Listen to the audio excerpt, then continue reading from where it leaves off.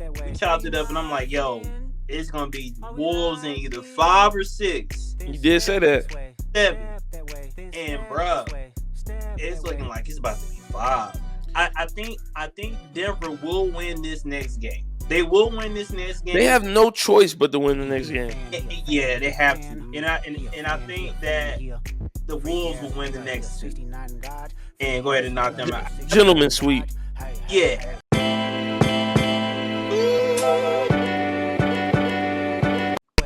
The Nuggets and the Wolves. Now, there was a time where saying the Nuggets and the Wolves, we had to be talking about like a regular season game, right? The Denver Nuggets, who were pretty lowly in the Western Conference. The Minnesota Timberwolves, who couldn't win anything. But now we're talking about 2 of the best teams in the NBA. With 2 of the best players right now in the NBA, and Nikola Jokic and Anthony Edwards. Nuggets are in trouble. They're in big trouble.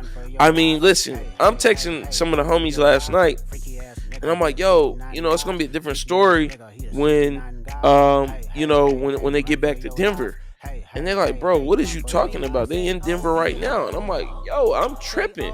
Because the atmosphere did not feel like a pro-Denver atmosphere. Like, it almost felt like the Timberwolves were playing at home against the Nuggets, and they weren't.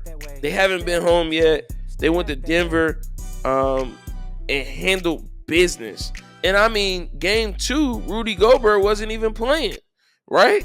So you got this situation where the defending champs are on the ropes. You got Jamal Murray, who couldn't buy a basket last night, throwing things on the court, fined $100,000 by the league, which he should have been.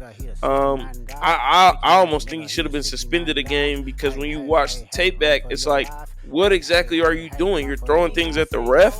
Who are you mad at because you're not making shots?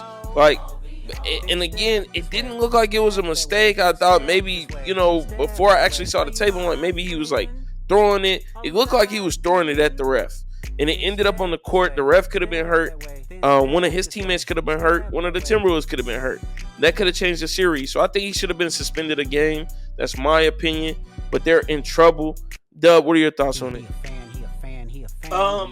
Before the series started on, was it Saturday? I think it started. Yeah, Saturday. We chopped it up, and I'm like, yo, it's gonna be Wolves in either 5 or 6. You did say that. 7. And bruh, it's looking like it's about to be 5. I think Denver will win this next game. They will win this next game. They have no choice but to win the next game. Yeah, they have to. And I think that the Wolves will win the next 2 and go ahead and knock them out. Gentleman sweep. Yeah, I think the level of confidence that the Timberwolves are playing with right now, they're almost unbeatable, if that makes sense. Like, I just think when someone is uber confident and their output reflects the confidence, it's hard to stop somebody like that. If you ever watch like ESPN highlights, and sometimes they mic up Edwards, and of course he keep it PG on the mic, because I know he be talking big shit. Oh man, he be talking crazy. Keep it clean on the mic for the most part, but as a 22-year-old, bro is a leader, and leaders are not. I feel like leaders are developed for sure, but you gotta have that gene, right, to be a leader. Everyone's not meant to be a leader. I truly think Anthony Edwards, being a 22-year-old young man, is a leader. Like, how do you lead 35, 36-year-old basketball players and have them play their best,